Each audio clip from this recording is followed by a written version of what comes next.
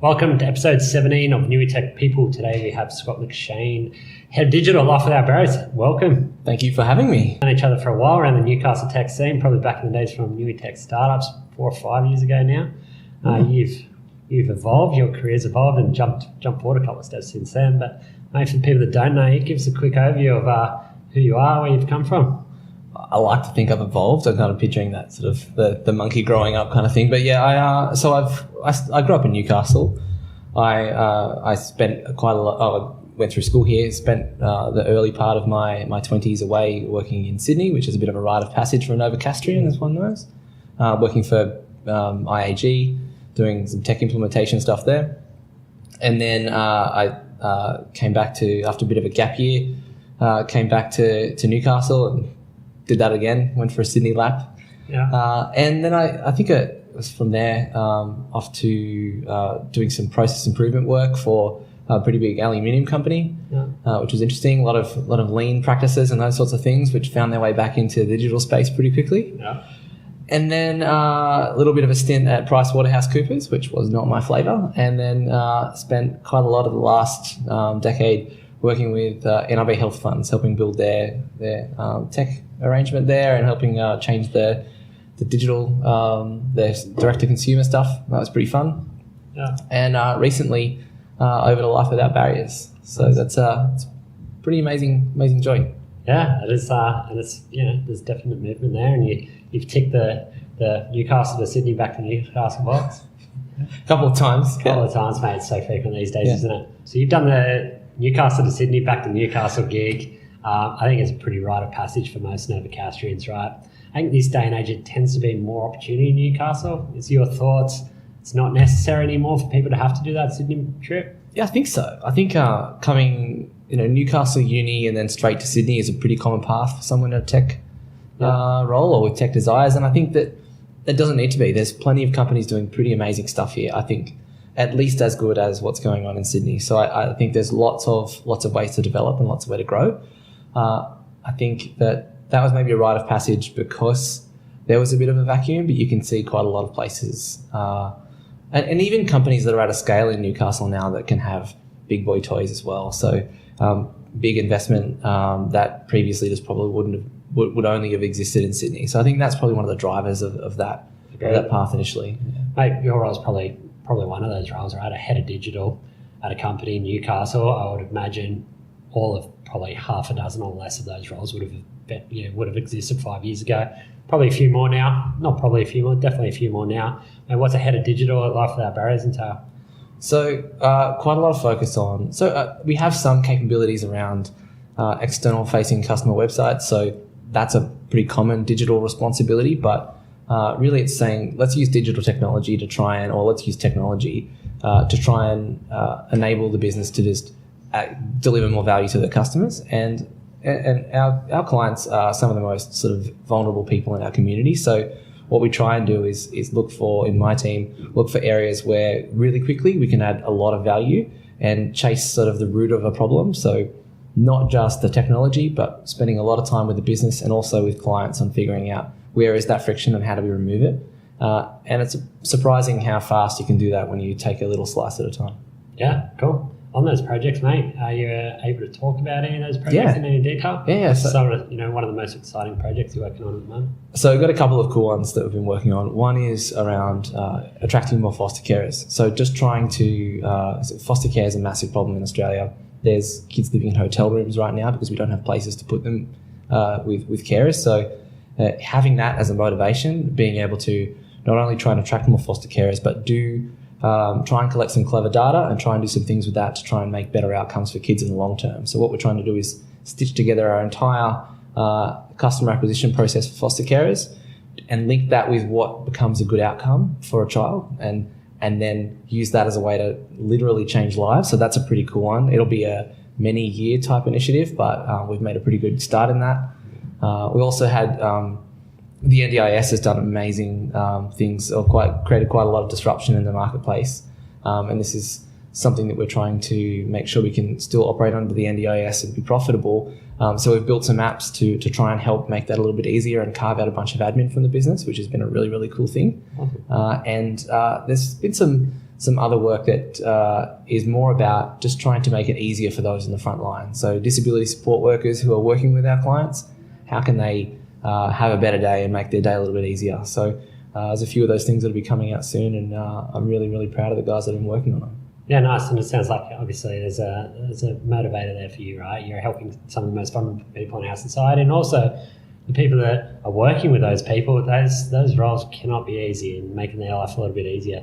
It's pretty sweet, and I must say it's easier to get a job with a big bank in the tech space, and I feel like I'm more I'm with tech. I'm not necessarily of tech these days, but I think to be able to do that in Newcastle, where I love, but also for a company where I absolutely wholeheartedly believe in their mission and their values is pretty sweet. So I feel like I found a place that's right for me at the moment. Nice. That's good. So you mentioned there's a couple of those projects are long term, and I think like most companies, you got a longer term journey. What's on the horizon for head of digital there, either from a projects perspective, or where do you see your role there growing? I think I see, I'm not sure what I see with my role, but I see the responsibility of our team and our portfolio being more involved in helping the business make better decisions and more involved even earlier on. So I think one of the pet peeves of those working in a technology team is when the business goes, I figured it out, here it is, just build this, just trust me, it's fine. So having conversations where we can get closer and closer to the clients and spend more of the time figuring out what the real problem is, and more of the time facilitating that journey. So discoveries and inceptions that get to the bottom of problems, and then help the business make better choices around what's the right problem to solve right now, and are we sure we want to spend more on that, or are we done? Those kinds of things, which, when the train has left the station, it's kind of hard to stop sometimes. And I think part of sort of developing apps and approaching technology in the new world is that you can do little things and you can watch them for a while and determine where you want to put your chips next. So I see our team working more and more upstream and more as a hand-in-hand participant with the business. Sounds like a good position, Ray. I think it's a challenge that a lot of tech teams face, right? From being the people that be told this is what we need to build or go away and do this, to actually becoming proper enabler, a proper part of the business, hand in hand together, right? I think so. And I think it's about relationships too. So on day one, we're only a pretty young team, only about 2 years in for Life Without Barriers, but on day one, we probably wouldn't have been able to start to have those conversations. It was about proving it, but through spending a lot of time with the business, getting a lot of empathy for where the pain is, and doing some things to make some of it go away, I feel like we've generated a little bit of equity there, and we're able to leverage that to participate in it more. And it's less about us being able to do more things, which is kind of a nice byproduct, but more about us to being able to raise our impact in the business and sort of take what we know we can do and do it scale and do it for more people and generate more valuable for our clients. I think it's not saying you're perfect or you've solved the problem by any means, but I think that's a challenge a lot of teams go through. If you'd have to provide other people any advice on how to go from a tech team that has been told what to do and seen as a part of the business that just enables to a genuine partner, mate, any advice that you provide on steps you've done to get there?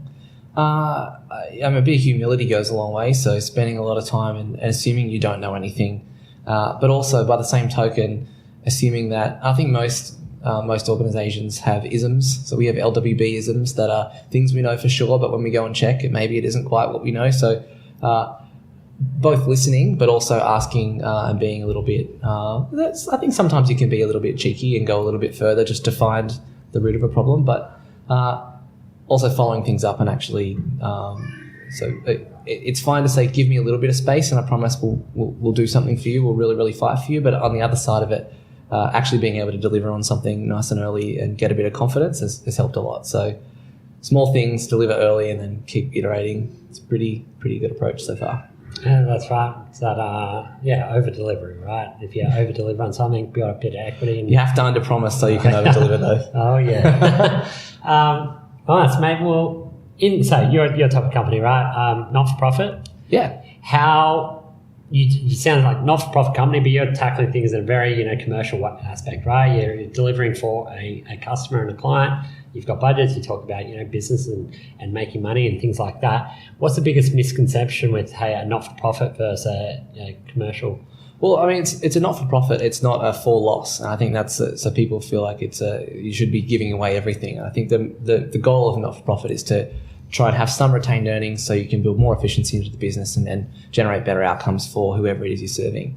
I think at LWB we're trying really, really, really hard to do that. And in the tech space especially, there's a lot of opportunities for finding efficiency there. So we're a company of over 5,000 employees and more than 20,000 clients. And so 5,000 employees is not a small amount. It'll be closer to 7,000 by the end of the financial year. So we've had some enormous growth there. And this is a company that's only about 20 years young. So a little bit over that, sorry. Probably getting the numbers a bit wrong there. But that's quite a lot of rapid growth over the last 5 years or so. So how do you reconcile that? How do you do that efficiently and still make sure that you're giving clients the right level of safety and support and all of that sort of stuff? So I think we might be getting a little bit off the question, but no, I think it's on point. I think there'd be a misconception that people would say, hey, it's not for profit. They're probably seeing on from a technology perspective, really old technology. They've probably got a small team, and it wouldn't be one of the places to go. But in fact, it's quite the opposite. Talking to people around Newcastle, the LWB team, the technology team, is actually one of the stronger teams around Newcastle and actually achieving some pretty cool stuff. I think so. I mean, I'm absolutely guilty of being in there. I don't want to bat one's own back too hard, but I think the reality is that I've just been lucky enough to be able to work with some incredible people. The guys and girls that I work with every day are, you can't tell them this, so hopefully they don't watch it, but they could leave tomorrow and go to Google and work wherever they wanted to. They're incredible. But the way that they see through the problems that LWB has and the way they've been able to solve the problems just amaze me every day. So it's a really lucky situation LWB's found themselves in to have such an incredible team like the guys that I work with. They're amazing. Nice. Yeah, as I said, I think people wouldn't have that understanding without having a little bit of insight into the actual team and the technology that you're using. I think as well that because it's not a big bank with a big core system and it doesn't have a lot of the legacy technology investment, there's a lot more of a greenfields type attitude. So we've been able to be essentially cloud native in the way we've approached some of the new apps and using some pretty cool tools and things that are pretty enviable, even for those that have a lot more money to spend than we do. So I think that's been a bit of an allure, that some of the constraints that are applied in a financial services context or in a much bigger business, publicly listed company or something like that, don't necessarily apply to us. Yeah. So the speed with which we've been able to generate some of this value and some of the low-hanging fruit has been pretty sweet. Nice, man. Nice. So we're talking strong team. We're talking pretty cool technology and achieving some genuinely good products and things, being able to help your customers. You're the head of digital there, mate. That's no small task. You've obviously done the move before, Newcastle, Sydney, gone around. You've done the PwC part, come back. Mate, if you had to give advice on somebody to do those jumps to get to the head of digital, but where's your key advice? I'm probably more on the business side than the tech side, but being able to ask questions and be sort of empathetic to how that might affect technology, and also bring the technologists along for the ride there. I think the secret is business and technology as a partnership, and focus on the same problem. So as far as getting into those spots, I think, I have a business background. I don't know if that's a good or a bad thing. There's plenty of other people that I know that are in similar seats around town that have largely technology backgrounds, and some of them are just incredible, amazing, even mentors for me. So it's been really good. So I think finding good mentors and people who are in the space, and most people will have a coffee with you if you just ask them. So I think that's a pretty good thing. Learn from those experiences, and I guess try and find a diverse range of sort of education opportunities as well. Cool. Let's pull two parts out of that, right? First part, that business part. I think that's a key part. Like as you go up the ranks from a technology perspective or within technology team, getting those senior positions, and the key really is aligning technology and business, right? And it's not we're just building an app for the sake of an app or using a platform for the sake of a platform. It's like, what are we doing to actually help the business achieve its goals, right? And that seems to be the key differentiator with people that are growing up the chain like yourself and others that are in more technical roles. Yeah, I mean, I've been told no by CFOs plenty of times, and I think the tendency to sort of ask for a big chunk of work, and people are worried because they spend a lot of money. I think if you can find ways to write smaller business cases and say, just give us enough space to try this and show some value nice and early. And this is one of my main sort of messages, is like less is more, and deliver early and measure the crap out of it. And then you should have data that you can have an intelligent conversation about. I think when you go for something too big, the stress is you're forcing the stress up onto those that have to write the checks. So from a business point of view, it's to have a tendency to do less, ask for less money, but deliver more value earlier. Then you had this sort of weighted shortest job first. So if you can get those small things to deliver value now, then you're collecting the dividends of that while you're doing other work. Whereas if you have a big chunk of work and you ask for too much money and you're committed to the end of it, then you don't necessarily have a payback. And if you do, it's so far out in the future that it makes the business case a lot harder to get it to get up. It's like that agile versus waterfall, right? I think so. Yeah. So I think less is more, and measure the crap out of it. That'll be the soundbite, great. That'll be the quote of today. Yeah. Mate, the other part you mentioned just before is the education piece. Mate, I think there's differing views out there on education, for technology professionals in particular. And what's your view? You obviously come from the business background, but what's your view on formal education as a stepping stone or a part of a career? I just finished an MBA, and that was a fun exercise to do whilst having a 1-year-old. So I don't recommend that to anyone, but I do recommend doing an MBA. And Newcastle University was a great experience for me, and I think more the network there. As far as do I take that into consideration significantly when I'm hiring people, I don't know if it matters as much to me as I think it did. I think especially in technical roles. I think some of the engineering school type things are quite good. The way people unpack problems, there's some great lessons in that. But I think that the universities have a challenge at the moment in trying to be able to pump out grads that are relevant, because the technology space moves so fast. So I've seen some pretty good 10x developers come through and not necessarily leverage too much of the learnings from university, but more in the real world type learnings. Yep. So I think if I had to choose between someone who was a freshie grad at the top of their class versus someone who was just really, really keen and loved to tinker and was a fast learner, I think I'd probably go for the latter. But I mean, it's quite often you end up using degrees and things like that to sort CVs anyway, unless you're doing it. Yeah.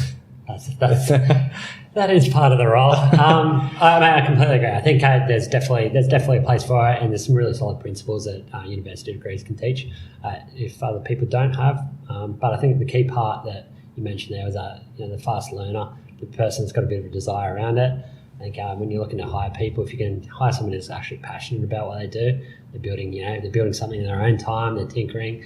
They're the people that are going to pick up a new language very quickly or be inclined to sort of learn. I think so. And just you've got to be careful with the whole hire for the team dynamic thing, because that can be, making an accidental fraternity. And that's I'm really, really against. I really think that diversity of ideas is sort of the source of what we've been able to try and get good outcomes from. But I don't think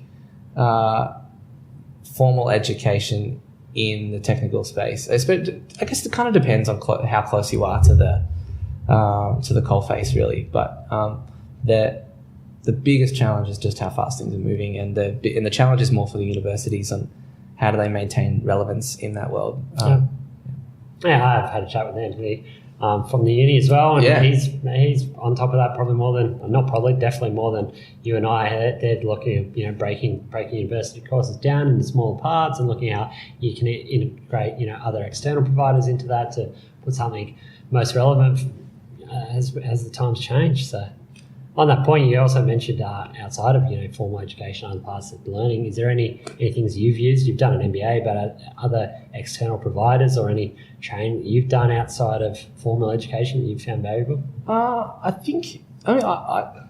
quite like every couple of years going to a conference or a different conference. I think they can be an interesting way to start your thoughts on things. I think quite a lot of trawling Twitter and looking for people who are appropriate to sort of figure out who they're following and what they're learning and what they're sharing. Yeah, I think that there's just conversations with people who you respect and who are knowledgeable on something and seeing what they're happy to share.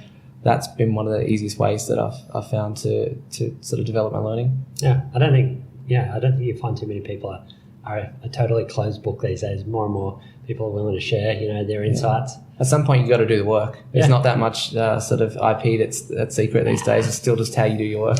Who executes, right? Like there's a big thing around the startup world, right? Ideas worth shit. It's whether you execute on it. That's the differentiator, and people that are actually willing to execute are far fewer than people with great ideas.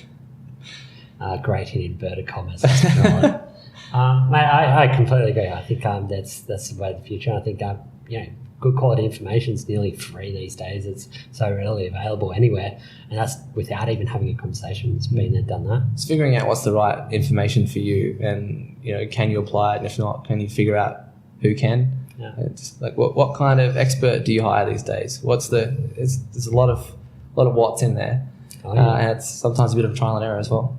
You mentioned Twitter before. Follow a few people there. Is there any people in particular you would recommend, either on Twitter or elsewhere, that people should follow for advice? So Simon Wardley, who does the Wardley Maps thing, and Rachel Murphy from Different are both pretty cool thought leaders that interest me at the moment, and I don't think they've really shared anything bad over the last few weeks. So nice. Go there. What are those, mate? They're unknown to me. So Different is a consultancy, kind of like it's innovation / development consultancy, and they've done some pretty cool contributions. So nice. Sort of worth. She's the CEO. Yep. And Simon Wardley does this cool kind of business mapping type technique, and that's kind of his main trick. But he also has a pretty good contribution to the Twitter sphere and the technical space as well. So I'm finding them interesting at the moment. It's worth checking out. I definitely might go down the Simon route, I think. Yeah. I'll give them both a crack anyway. Have a look. Mate, it's interesting. I think, as you said, finding other people that are knowledgeable in their space, finding out who they learn from. Yeah. You dig a little bit of that. Not everything that you love, I'll love, and vice versa. But if you give things a crack, I think you can do enough scratching of the surface, and you'll find the things that you find valuable, right? Yeah. Nice. Mate, outside of the education part, your role is obviously a busy one. What do you do from a productivity perspective to keep yourself on target each day, whether it be apps, whether it be routine based? Are there any things that you'd recommend or that you've found successful? So I use Trello pretty religiously to manage my own. There's sections of my mind. I tend to break it up, one for the things that I can be doing for my team, one for the work that the team and I are doing to work on, and another one just more me generally, how to organise my tasks. Something that I want to be better at. I know that's one of my sort of development areas about how do I get better yield out of my time. It's definitely something I'm focused on. I use that. I think I also used MindNode, which is a mind mapping tool. Thank you, Glenn Thomas, for that one. It's amazing, and it's good for getting your ideas up on a wall. It's worthwhile. Nice mind map. MindNode, I think it's called. It's just a mind mapping tool, but it's super. It's pretty elegant. It's nice. Elegant's nice. Yeah, that's the beauty of it, right? A lot of these apps these days is taking a core concept. It's probably been around forever, making it look nice, make it elegant, easy to use, and there's value in that, right? I think so. I think just being able to chunk up your mind into dedicated chunks and make that the problem for an app, and then you can kind of be a little bit more free thinking. It's good. Yeah. If it's the bad thing is if it's not in my calendar. So my wife and I share a calendar, and if it's not in there, on occasion I might miss an appointment. So I do need to remember some things myself, but I'm getting a little bit too reliant on technology for that stuff. I'm the same. I think, hey, there are parts of the technology, you might as well use it, right? It's there and it can make your life more efficient. Yeah, you probably get in trouble for less missing of meetings and important events like family stuff if you're keeping that in there, right? I think so. It's always good to keep in the good books at home. Yeah. It's good, mate. Any other apps? Any other apps in general that you're using, on a daily basis? Not as much time as I used to looking for new and novel apps. So I feel like I've kind of consolidated back to a list of things. I use analytics and reporting type apps most days just to keep track of things, and that's where I spend the majority of my sort of discovery type time. What else is in the mix? Oh, real-time board. It's amazing. I'm sure there's heaps of people using this at the moment, but it's this kind of amazing space where you can be in there with multiple people, kind of all building out this. You can have different shapes and things. It's amazing. Go and check it out. It's really kind of abstract because it's process mapping, but it's storyboarding or story mapping, but it's collective minutes after a meeting or anything. It's really, really cool. Check it out. Nice. Real-time board. I like this. Yeah.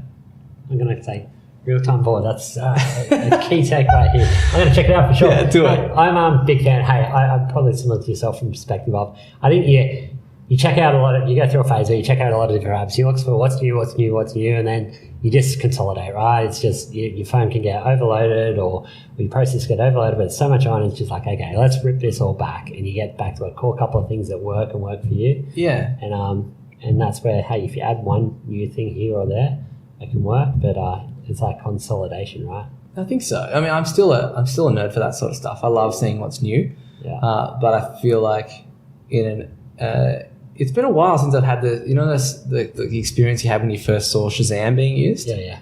And you had that kind of that meme with the three phases. I was definitely the third or the fourth quadrant in that when I saw Shazam. I haven't had those moments for a while, so I feel like that sort of stuff, those sort of that's a cool use case moments have dried up a little bit over the last couple of years. So yeah, it'd probably be when that. Oh, this is my guess. Yeah, no, tell me. Extremely uneducated guess. I would say that the next phase of that is probably going to be something VR related or AR related, right? It was the Pokemon Go came and was massive for a hot minute there. Yeah. And I think that's probably the next phase, right? They're getting more and more niche, though, aren't they? So this idea that everyone has had that moment where they're like, "What is that song? Yeah, I need to know that," and then to be able to know it and to know it over the noise in a crowded bar, that's phenomenal. There was an amazing experience. I feel like these experiences that are getting more and more niche, and platforms are getting more and more niche. I'm curious to see what the next oh my god moment is. Yeah, I think you're right. That niche story, right? Like, people are doing well, are really doing it. You nail one problem, right? You're not trying to nail it for everyone. Like, that nailed one problem and it nailed it really well. Yeah, it's difficult to do another Uber now. Oh yeah. Oh yeah. But somebody will do something like that, right? And that's why they will be billionaires. Yeah. Oh, that's cool. Any ideas that you've got in and around that front? No, I wish. If anyone's got one, let's work on it. Yeah, cool. Outside of then day-to-day, tech life, day-to-day life without barriers life, are you a tinkerer? Are you a guy that plays with technology? Or is it more... I am. I like to break things and then not fix them. I think for me, it's more finding out how things work. Even ever since I was a kid, pulling a VCR apart that was our family VCR, and having to apologise for it. But VCRs was where cassettes go in for the kids. But I had a good Ninja Turtles one, I think. Yeah, nice. Yeah. That's how you know you've made it. My kids are now into Ninja Turtles. It's phenomenal. I get to watch that at home. I'm like, this is great. Actually, you know what I really love? I love doing woodwork stuff and building things around the house now. That's my thing. So making things with my hands. And I think maybe that's a byproduct of spending so much time working in a world where the synthesis of what is created is digital. It's kind of nice to do something and spend a whole day making a step. That actually happened. Yeah. A single step. I would like to say I've one day made a step. It is not the case. I'm sure you can step up. I'm the least handyman that there is. Don't worry, we'll get you a hammer or something, mate. It's good. Actually, I'm starting to, I think I'll be looking for a sponsorship from Ryobi soon. I've started to acquire, I think I'm up to 4 Ryobi tools. They're a gateway drug, those things. They got good marking, that bright green packaging. I think I've got 4 or 5 tools now, so the shed's starting to fill out. Yep, buys every Saturday. Mate, I don't think you'd be the first person I've heard that likes to build things on the weekends, and technology folk that try to escape technology. It can be all consuming, right? And if you get away with that, get in the garden or start to build something. It'd be a good break. I think it's just there's a bit of a drive back towards lots of real stuff. I mean, I like going to the farmers markets, and that was not a thing I thought that 5 years ago would be my thing, but now simple stuff like that, or working in the art, or trying to mow a lawn and not have weeds in it. I'm talking about this. 5 years ago, Scott, if I could have said, "Hey mate, trust me, you're gonna love maintaining the lawn and you're gonna love pulling weeds out of that thing," oh my god, he would have been so embarrassed. I love that now. Oh yeah, you can tell you've had a kid when that's a thing, can't you?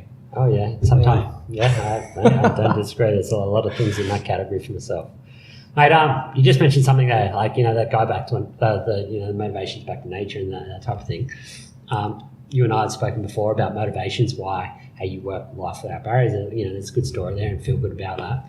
You and I have also discussed about recruitment and building teams like that. I think there's a big challenge these days with companies having that story to tell, and why should somebody come work there? There has to be that sort of intrinsic motivation, and what you're building's helping somebody or doing something exciting. Mate, what's your thoughts around that? Dan Pink has this bit on motivation that's sort of overquoted, and I probably won't do it very good justice. But it's talking about autonomy, mastery, and purpose. I think if you can kind of lock those up, and you can pay people enough that they don't have to worry about money, then I think most people in tech get taken fairly good care of. So then what else do you have? And so I think if you can talk about why, and you can tell draw the connection between why the organization is doing important things, and I feel like I'm lucky enough to work in an organization who's doing great things for people who need advocates, and then constantly focus on how are we connected to that value, how are we connected to those clients, and think about that a lot, and make sure that the connection is strong, and talk about it a lot. Then I think that's one of the from a recruiting good people point of view, trying to figure out how those stories and how those things connect to us is a really important thing for people who are leading in tech spaces. I agree. And you're building your team, obviously, in Newcastle. You grew up here, moved away, come back. And what's your thoughts on the current tech scene in Newcastle? I think it's pretty strong. I think there's so many cool things going on. There's a startup scene that didn't exist a few years ago. There's guys like the guys at NIB, and some really exciting things going on with the Greater that are pretty exciting. There's some smaller agencies that have got some great talent and making massive contributions to some of the bigger companies as well. It's pretty amazing to stand back and see that. I think that obviously the contractor market is borderline non-existent, so that's interesting. So there's some things that are close to Sydney but far away, and I think that the depth of talent is probably where it comes up sometimes. So trying to access great people that are going to be good for your culture and good for the work environment, and great contributors is hard. So I think that's something that organisations need to figure out a way to work against that. I completely agree.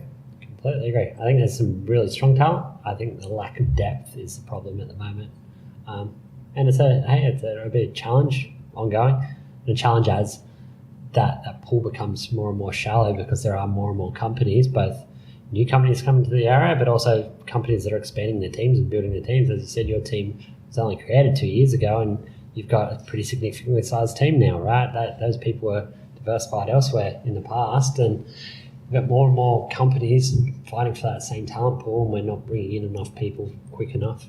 Yeah, and maybe it's just an artifact of it's a lot of this stuff is actually quite hard to do. So they're just there's not necessarily a lot of them, and when half of them work at CommBank, it's kind of hard to you're sort of fighting over who's left. So I think it's a tough challenge for the technology space, but I think it's also it's a worthwhile one for businesses to take on, because most problems have some connection to technology now.